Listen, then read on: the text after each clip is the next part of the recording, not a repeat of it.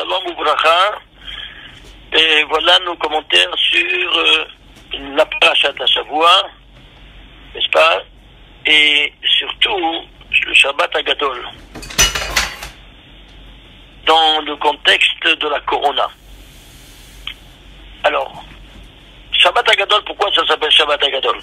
Comme vous savez, parce que c'est en ce jour-là, c'était le 10 Nissan, comme cette année exactement, dans le même jour de la semaine, c'était quoi? Le 10 Nissan, un Shabbat.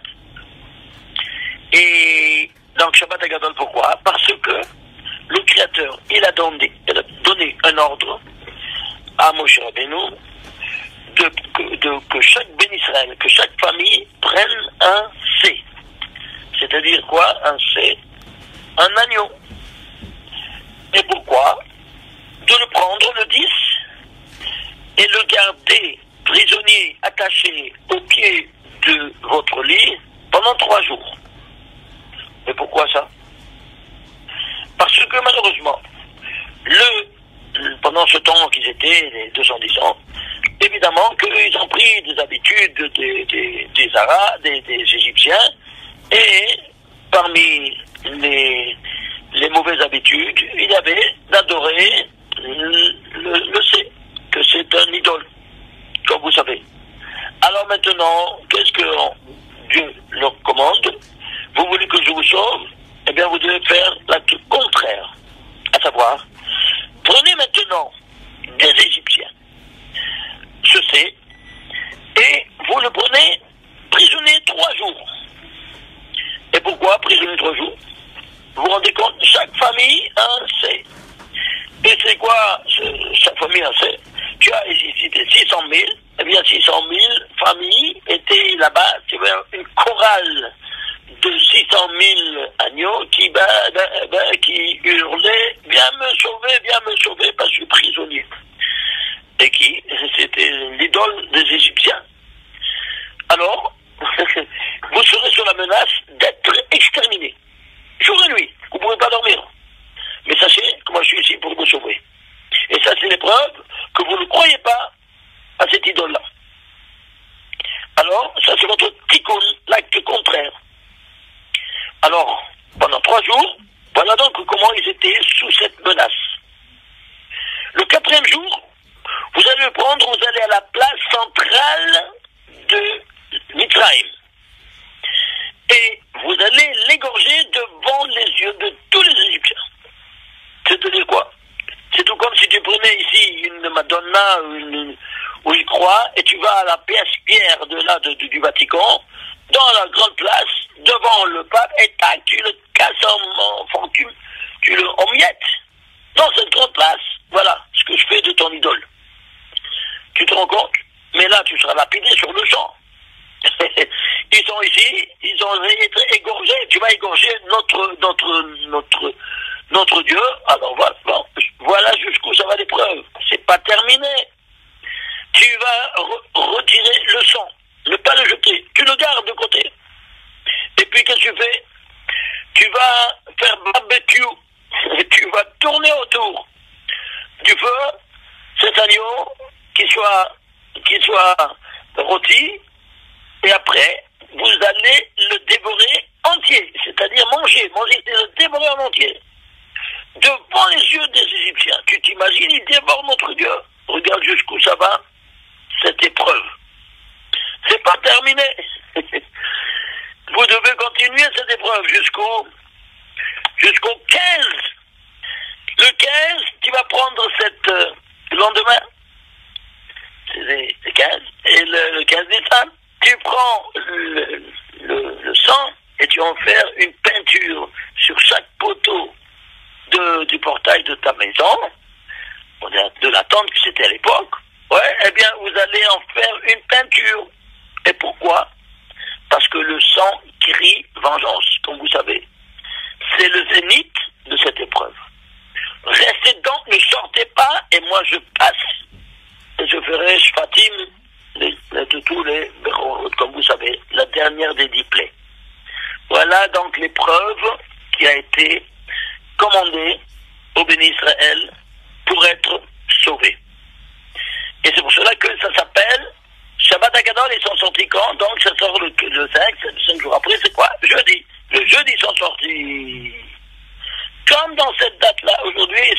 Pessah, comme vous savez, le jeudi. Donc, qu'est-ce qui se passe? Vous voyez un peu combien ça vaut, pourquoi ce C là? Pourquoi ça s'appelle C? Eh bien, la Gematria, c'est 305. C'est Sin, hey, 305, c'est quoi? C'est 5 fois 61. C'est quoi 61? La Gematria de Aïn et de Ani. Nous dit le Zohar, tu sais c'est quoi le Aïn, le néant? Eh bien, c'est un surnom du Keter. Et le Ani, que c'est au Guy 61, ce sont les mêmes lettres dans un autre ordre qui se dit Ani. C'est un surnom de la Malroute. Donc, Keter, c'est la première des 10 séphirotes. Et la Malroute, la 10e. Alors, ici, Keter, Malroute. Traduit ça. La couronne de la royauté. Ishtabar Shemo. Nous retrouvons quoi? Exactement dans notre période extrêmement difficile que nous vivons de plus en plus. Juste avant la venue du Mashiach. Comme on l'a dit les autres fois, voilà donc on est mamash à la veille de la venue. Si on est méritant, eh bien pour Pessah, alors c'est un accouchement avec l'épidural. Mais si on n'est pas méritant, oh Ilan. Parce qu'après, ce sera un accouchement sans épidural. Et c'est quoi? Eh bien, c'est-à-dire avec beaucoup de douleur et avec beaucoup de sang qui va malheureusement gicler. Ceci étant dit, quoi faire? Eh bien, on nous demande maintenant de faire maintenant une teshuva. Comment faire la teshuva? Eh bien, Keter Malchut. Keter, c'est la couronne. Et quelle est la couronne de l'homme? On l'avait dit, vous vous souvenez, c'est quoi? Et je travaille la télé là. La femme vertueuse, c'est la couronne de l'homme. Mais quand elle est vertueuse, quand elle a la tête couverte, pas la tête couverte avec d'autres cheveux. On m'a raconté, on m'a téléphoné des personnes qui ont brûlé leur perruque tout de suite après qu'ils ont vu ce cours. Elles m'ont dit, Madame Elbaz s'appelle, vous le connaissez, de Paris. Elle a descendu en bas avec plusieurs perruques en main qu'elle a trouvées chez elle à la maison pour les brûler. Le voisin, il la voit. Il dit, qu'est-ce que vous faites avec tout ce déguisement? Je tabarre chez moi. Qu'est-ce que c'est des déguisements? Il dit, ouais, qu'est-ce que tu fais avec des perruques, tout ça? C'est un déguisement. Mais vous savez pourquoi déguisement? Parce que la femme qui porte une perruque, elle se déguise en jeune fille. Vous entendez? Elle se déguise en jeune fille. Ce n'est pas le statut d'une femme mariée d'avoir des cheveux couverts avec d'autres cheveux. Parce qu'elle se déguise comme une jeune fille. Et ça, c'est condamnable à tous les niveaux. Par tous les postés adorent. Je vous rappelle, le roche du Badatz, le Rav Weiss, Rabbi Yaakov Weiss, qui était le chef du Badatz. Eh bien, il a dit une femme qui porte la perruque parce que c'est défendu, si elle insiste, eh bien,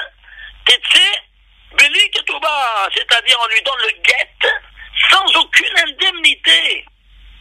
Pourquoi? Parce qu'elle veut se déguiser dans la rue comme une jeune fille. Et ça, c'est condamnable à tous les niveaux. Mais ça, c'est je regarde le Chotam Sofer, qu'il écrit, n'est-ce pas, dans son testament, il écrit Pe'anochrit, ani osrechem be'ishur gomur. C'est-à-dire Chotam Sofer, 250 ans de ça. Tous les postes qui adorent, ils sont tous à l'unanimité. Le Rav Eliashiv, le Rav Wosner, le Rav Auerbach, le grand, le fondateur de l'Yeshiva, l'une des plus grandes yeshivot lituaniennes dans le monde, qui est sur Sholem à Beit Vagan. Il dit, le dati, kol ha'asonot ba'im, ba'pea, ve'ani mitkaven gam, al achiket zarot. Tous les malheurs dont le monde viennent à cause de la perruque, et même la plus courte, je te dis. Vous entendez? Et il défend de Mishur Gomour. Eh bien, ça c'est tous ces quelques noms. Pour le Steipeler, le père de Rav Kanievski. Qu'est-ce qu'il dit, mes chers frères et sœurs? Il dit, mais bataille, je sais, ils sont gars.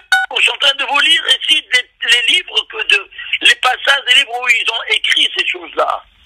Le père de Rav Kanievski, imaginez-vous ça.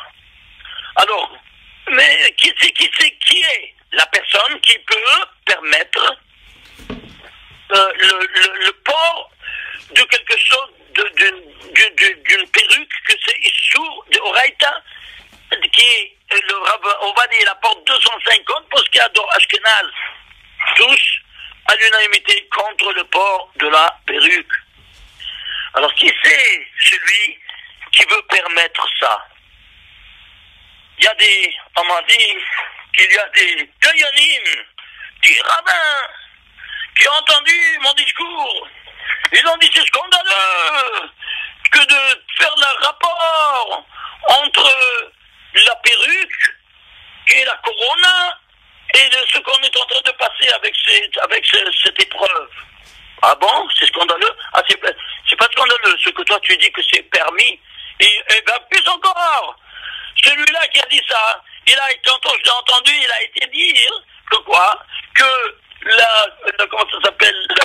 Rav Ovadia Yosef, il avait permis la perruque, il a dit à deux khatanim, à deux personnes, il a fait un témoignage soi-disant de deux qui sont venus lui dire, oui, il a permis pour moi, écoute, il n'a pas encore vu le discours en direct.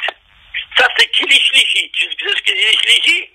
3e degré. Est-ce qu'un témoignage est valable? Comme un Kilish Lishi à Shabbat, il n'y a pas de bichoul, aucun problème. Et ça il n'y a pas de bichoul. Ça n'existe plus, ça tient plus debout. Pourquoi? Parce que chacun interprète à sa manière. Quand il est venu lui dire, certains gens lui disent, écoute, toi tu dois essayer, tu dois convaincre, tout ça. Et de là, l'interprétation soi-disant qu'il a permis, Khalila.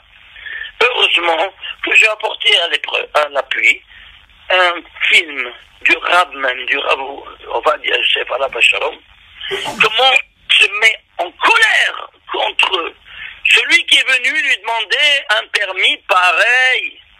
Vous le voyez, ce n'est pas un écrit, ce n'est pas un témoignage de 3e degré.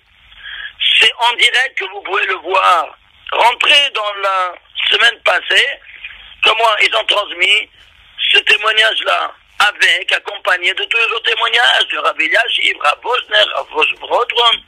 Il y a là-bas des témoignages de 2 heures, de tous ces rabbins qui sont à l'unanimité contre le port de la perruque. Alors vous comprenez maintenant dans quelle situation on se trouve. Faites-le tant que vous êtes à temps, parce que ici, c'est terminé. Le ciel, on a un ras-le-bol de toutes nos prières. Et il nous ferme toutes les synagogues. Je répète, non seulement les synagogues, les yeshivot, les Batei Yaakov, les collèges de jeunes filles. Tout pour pouvoir vous enseigner tout tordu à mes enfants.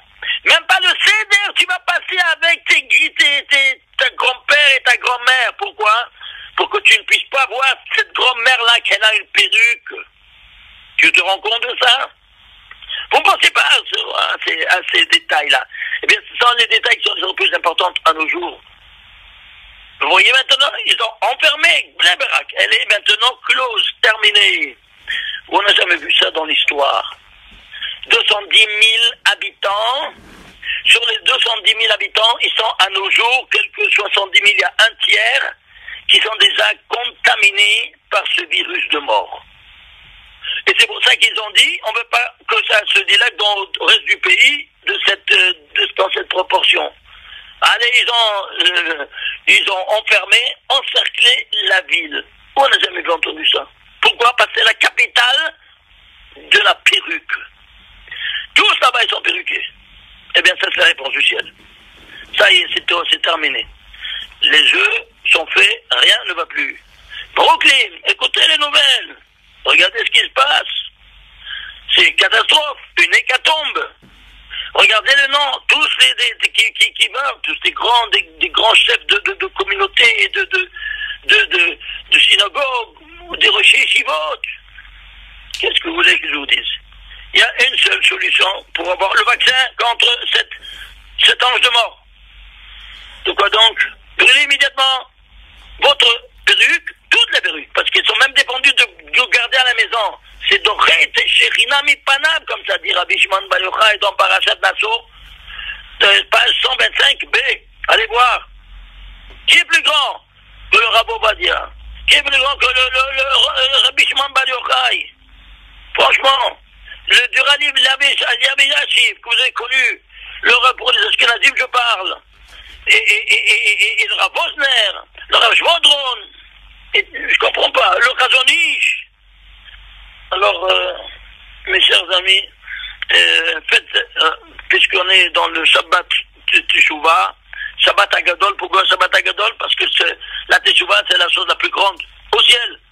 Et c'est pour ça que ça a été appelé Shabbat Agadol. Parce qu'ils ont fait la Teshuvah tout le peuple. Maintenant, on appelle tous nos frères et tous nos sœurs à faire la Teshuvah complète. Comment? En brûlant cette maudite perruque et ne pas écouter tous ces barbus-là qui te disent le contraire. Parce que ça, s'ils te parlent le contraire, alors sachez-le, comme dit le Harizal dans le Etz HaChaim, à l'avant-propos, il écrit qu'à la fin des temps, avant la venue de Mashiach, vous verrez des rabbins, des yeshivot ou des dayanim, eh bien, des quoi, qui sont des satans déguisés en rabbins ou en yeshiva.